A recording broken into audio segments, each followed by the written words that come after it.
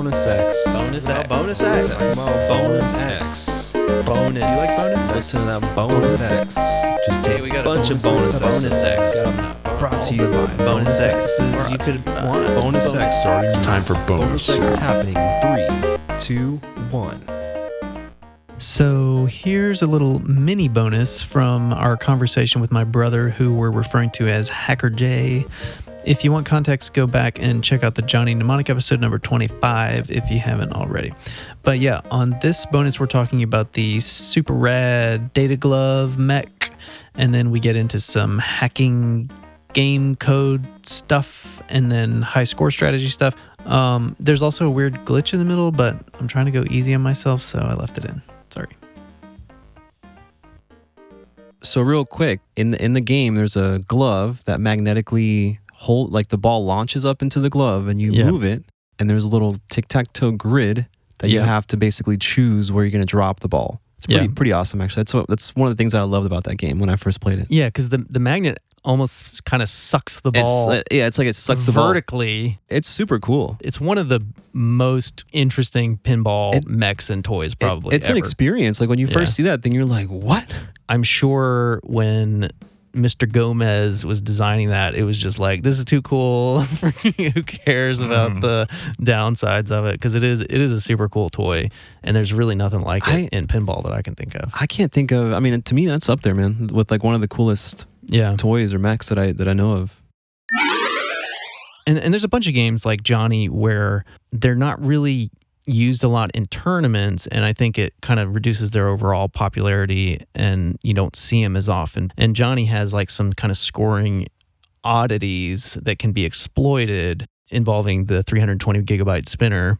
I don't know if I agree That's a failure. Hack is a failure. I think the real problem with Johnny is that everyone is sharing the matrix. Right, the tic-tac-toe data glove grid. And the location of the items in the matrix stay the same from round to round. Yeah. So a previous person can block the next person. Yeah. So the players can actually interact with each other. So the first person who goes has an advantage. If I was if I dug into the code on that game, that was one of the things that I was going to change. You and I had talked about like potentially updating the code on Johnny.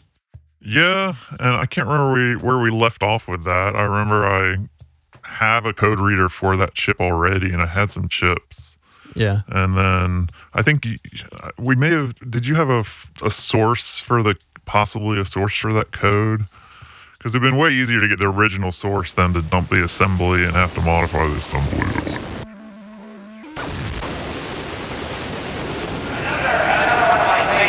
the Kids Action Hero Network. Oh yeah, this is the network they debuted the Teenage Mutant Ninja Turtles when they came out. Yeah. Right, yeah, and tonight they're featuring the embryonic rockabilly polka-dotted fighter pilots.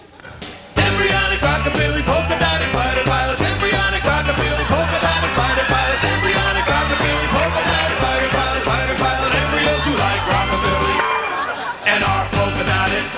Embryonic rockabilly.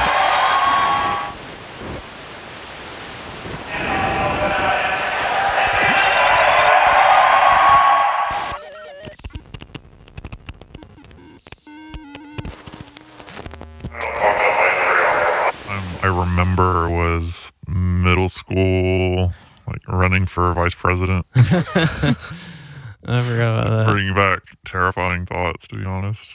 Weren't you vice president of the elementary school? And so was I. Was it?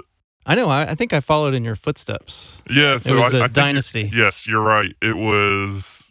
That's when I was vice president, but then I ran again in middle school. Oh, you didn't win? No, I didn't win. Did you win? I didn't have the turtles. Oh, that's right. The turtles. Yeah, I forgot about this. I think for Justin's vice presidential campaign in 5th grade, I think I dressed up as Raphael with like a turtles costume. What? And this is all just coming back to me now that you're mentioning it. Yeah. I don't remember what I did, but like in elementary school, if you're running for something, you do like a skit. A skit, yeah. Oh my gosh. And the whole school, so like kindergarten through 5th grade votes. Yeah. And the person I was running against did Dick Tracy. Yeah, that's I'm right. like, That's right. we can get all the kid boat with turtles. Wow. And Matt had like a full turtles costume. Yeah, for Halloween. It had like a big rubber mask. I'm picturing And it had Napoleon like Dynamite. the turtle backpack kind of like outfit, like full on turtle. Like it was a pretty good costume for, 1980 something. Yeah. My friend Pete Bryant dressed up as April O'Neil with heels and a raincoat. Oh, because we didn't know girls or associate with them at that point. That's funny. It was like, well, I guess we have to make it a dude. That's funny. Yeah, so we killed it. I think I like ran out and did some like jump kicks or something. And then all the kids, like the little kids, are asking for your autograph. Just freaking out. It's a good costume. So how did you not win? Oh, No, I did win. That's the one that you won. Yeah, he won. Yeah. And then in middle school, you don't have skit. Yeah, it Got was more policy driven. Yeah. Got it. You had to, have some really. No, it's more of a popularity contest. Well, yeah. Well,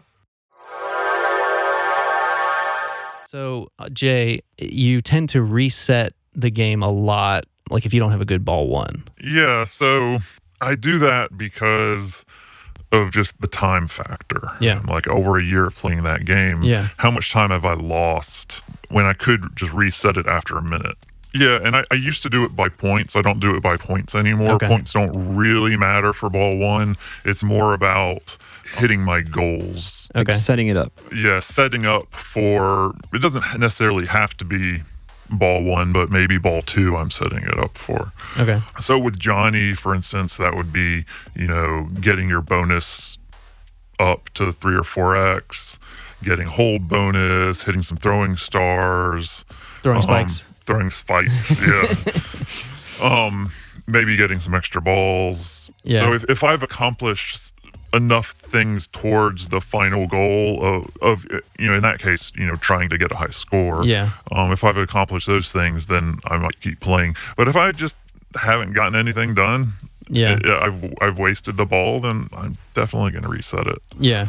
The only thing about that strategy is it's not realistic for tournament play. Yeah. If I want to get good at tournament play, then I need to be able to recover from my mistakes and have alternate strategies. Yeah. Playing for the highest score possible is not necessarily the same as what you're going to do in a tournament. You're trying to just beat everyone else. Yeah.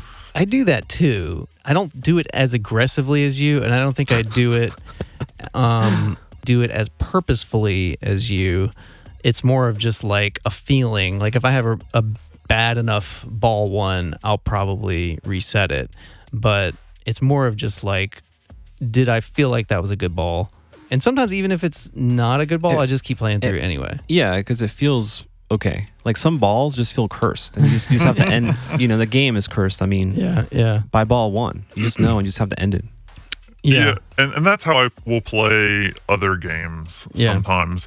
But for Johnny, I had my strategy so dialed in that I knew when a ball was a loss, when a game was a lost cause. Yeah. So, but for my current game, I'll often play more through the game before I can make a determination. Maybe I'll reset after the second ball if the first. So maybe you had already owned Johnny for 6 months or something before you arrived at this like specific strategy. Early on, I just needed to just play the game and learn it and develop a strategy.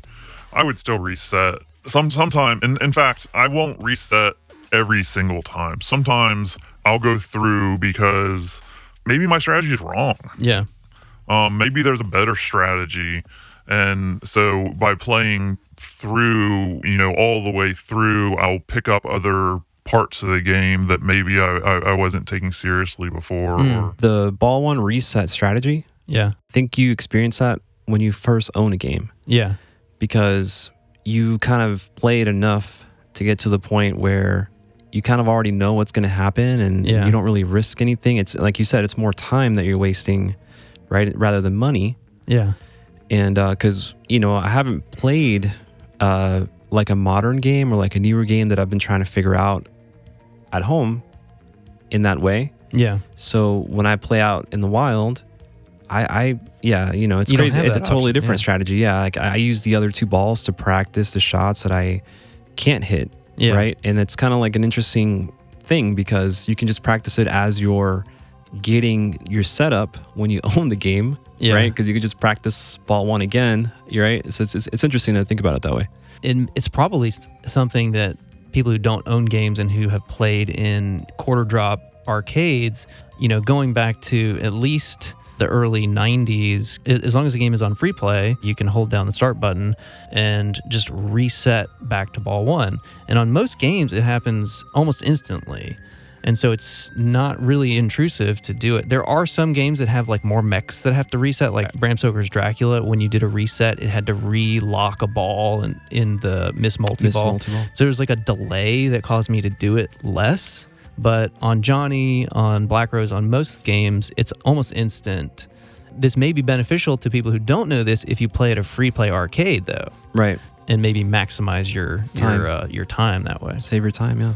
I just had a flashback to my high score on Godzilla, and I'm still salty about that. Did you hear about that, Where Jay? you reset it, yeah. And that wasn't a free play. It wasn't on free play, and I actually leaned into the cabinet and reset it when I was going for $1 billion, and I was at like 700 and something million. Maybe that's a good like PSA too, is apparently even games that aren't on free play can be reset by holding the start button in some cases.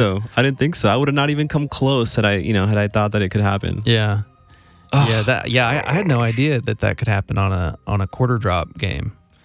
Good to know. Yeah, you'd think they would disable that. That's all, folks. If you can't tell by my voice, I am sick. I picked up the dreaded Expovid virus, and Don seems to have caught narcolepsy. So we're a skosh behind schedule, but give us a minute on that. We'll be right back. We'll be right back.